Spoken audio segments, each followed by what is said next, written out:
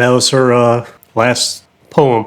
Well, I mean, she did on the other side. She did put a list that I had to pick up some bell peppers and mushrooms.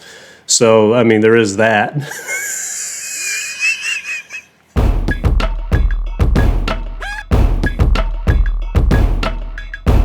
All right, guys, welcome back to the podcast. Like, subscribe, all that crap. So I promised you guys that I was going to share my mom's last poem that she did before she passed away. It's beautiful. I'm going to have to wear my sunglasses. I'm going to read along with you, but silently. So whatever pace you read at, you might read slower or faster than I do.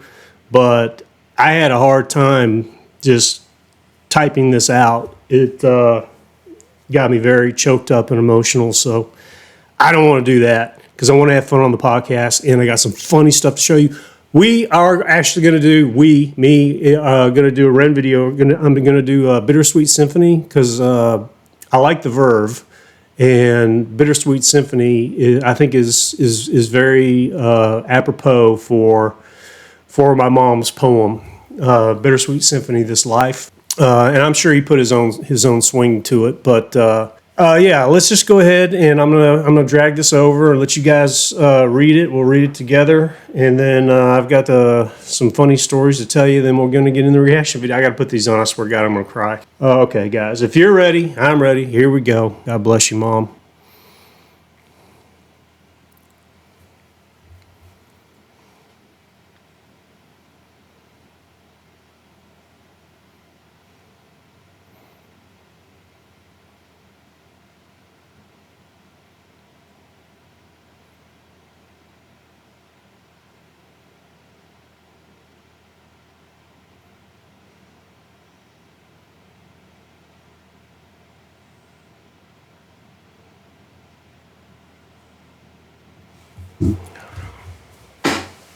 That was her last poem. Well, I mean, she did on the other side. She did put a list that I had to pick up some bell peppers and mushrooms. So I mean, there is that. that was on the next page.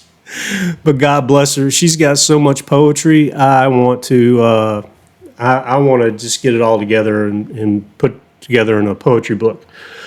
All right, so before we get into this video of REN's rendition of the Verve, my daughter, for her birthday, she got a lot of things. I got some great friends who bought her some of the coolest stuff.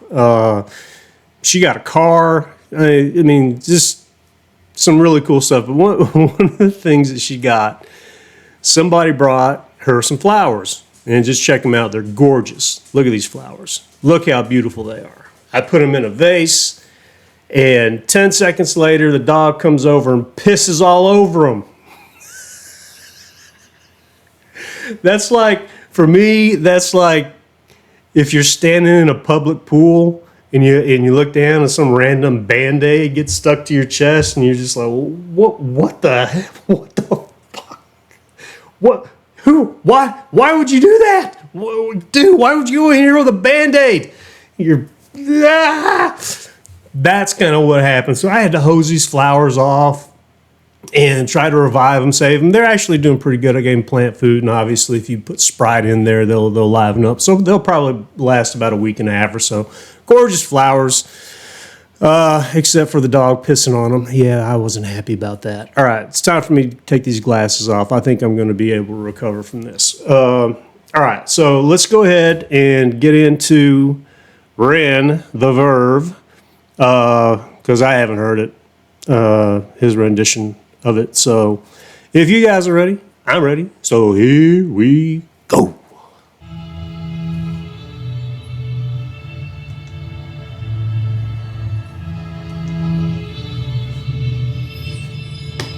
Stop smoking, REN. Dirt on my Reeboks from staying up all night. Spend my last £10 on this pack of Marlboro Lights. I phoned up Stevie, I said, G, you alright? He said, it's 6 in the morning, brother, get some shut-eye. I feel a sense of well-being this time in the morning. Wear my heart out of my hoodie while the city is snoring. Drunks falling off the sidewalks get issued a warning. Distant sirens, they crescendo like a symphony calling. This is the Britain I know, this is the Britain I love. There's poetry inside this city if you listen enough. Working class casualties out on the streets sleep rough, while a mother with her baby takes her pram to the pub. And while she's knocking them down, the cost of living goes up. I can't relate to politicians with the head in the mud. I resonate with messy Fridays with the boys smoking bud. We do our bit to numb the struggle, as below so above, and as above so below. Here in the city we glow. I blow a smoke ring up to heaven and it makes a halo. And then the clock strikes 7, guess it's time to head home. My companion is the city, so I'm never alone. I'm stepping in and out of gaps of the pavement cracks, and if I go to sleep now, that's an anticlimax.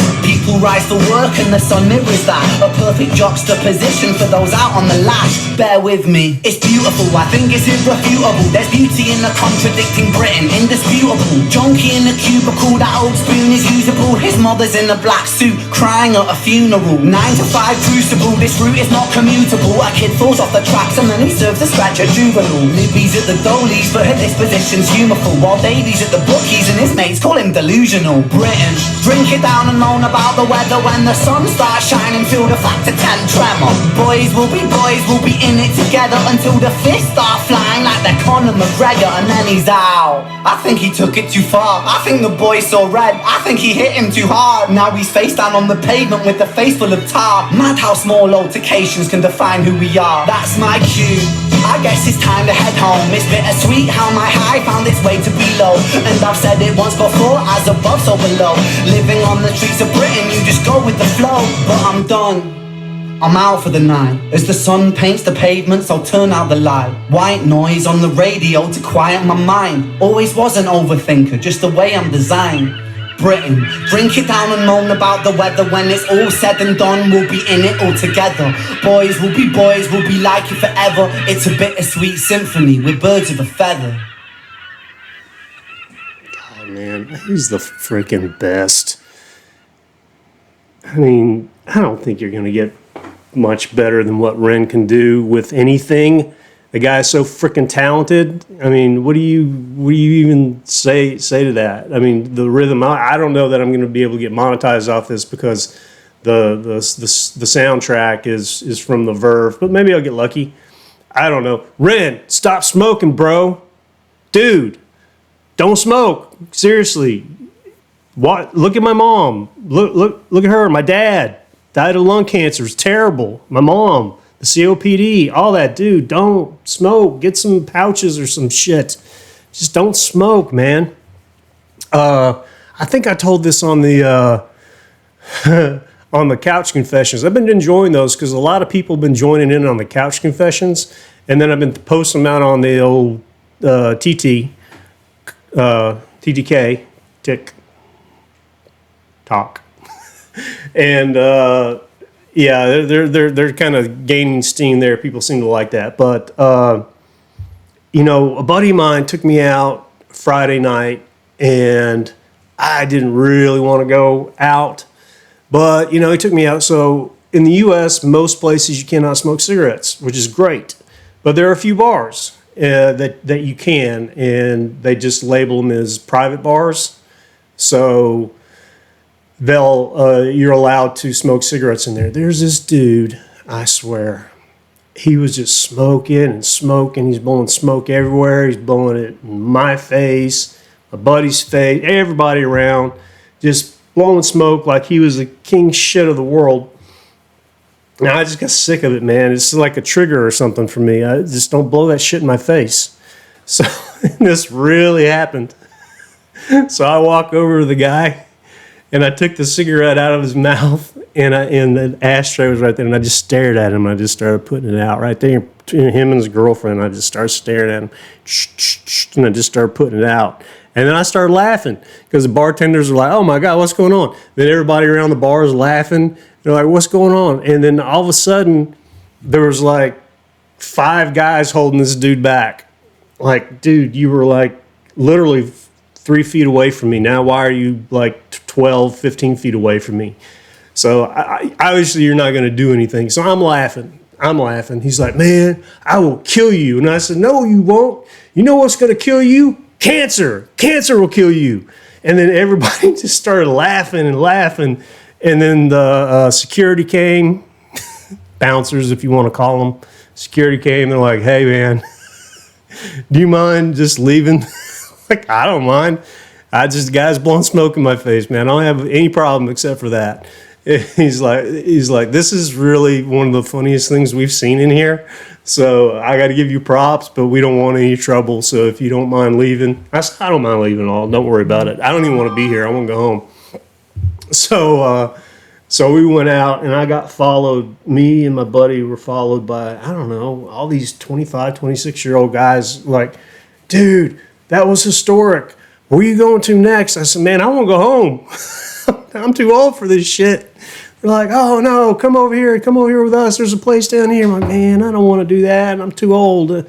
So my buddy, he's just like, oh, come on, Dave. Let's just go one time, then I'll take you home. I'm like, all right. So I went, and I just like, all right. I had to look behind my shoulder. Is somebody going to attack me? But no, everybody was really funny, and they were really cool about it. But anyway, that's sort of a little short story that happened Friday. And as you notice back, hold on, here, day four. All right, 4 days without some kind of major fall injury or whatever. I'll tell you the thing that scares me the most about living alone is it's not house invasions. It's none of that kind of stuff. It's choking on food, and that concerns me more than anything about living alone. So I'm like really careful when I eat because I don't want to choke on something. But I am prepared. So I have my family room with a long hallway, and at the end of that hallway is a door that goes into the laundry room. So if I do choke on something, it's kind of like a fire drill. I know that I must run as fast as I can towards that door and then throw my back into it until whatever I'm choking on comes out. You think I'm joking, but it's true. I do that. Oh, man. I mean, I haven't done it yet, but I mean, I'm prepared for it. It's kind of like I have a fire hydrant here in my kitchen. You know, I got a little fire hydrant, and you got to prepare for it. So that's my biggest fear. You know, falling that and me bumping into stuff, that happens all the time. But choking, yeah, that's my biggest fear. And lately, even today, you know, this morning, I woke up pretty sad. I felt very, very alone. And I know I'm not the only person who goes through this. But when I woke up, I'm like, man, I got to call my mom. I got to tell her this story that happened. And then you realize, shit, man.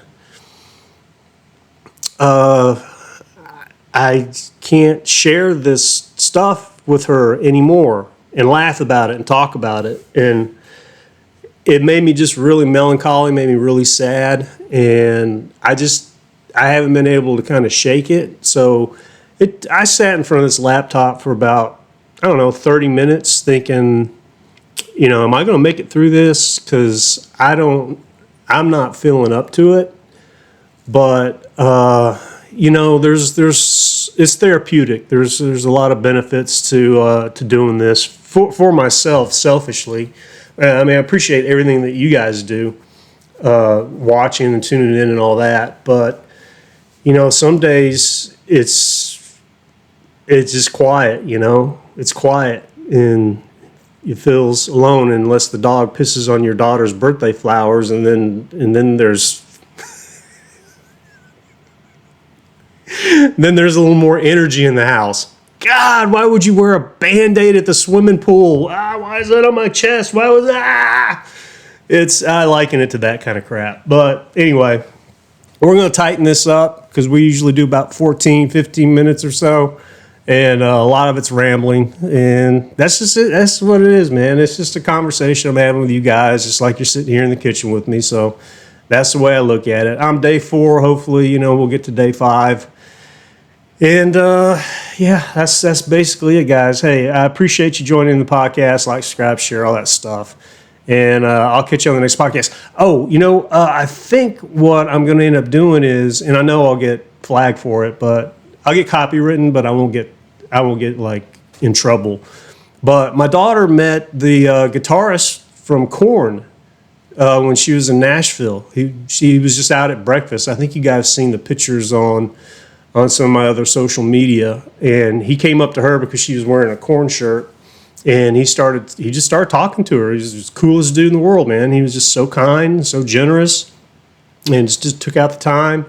So I think I'm going to do a Korn video, and I'll post that picture of her meeting Brian Head Welch. And got to do that. I know it's going to get flagged, but you know what? It was a cool experience that my daughter will never forget. I think it's worth doing a reaction video to Korn just for the fact that he took the time out. I mean, he had security with him and everything, and everybody was just so cool. So anyway, guys, love you, appreciate it. Hope you enjoyed the poem, and I'll catch you on the next podcast.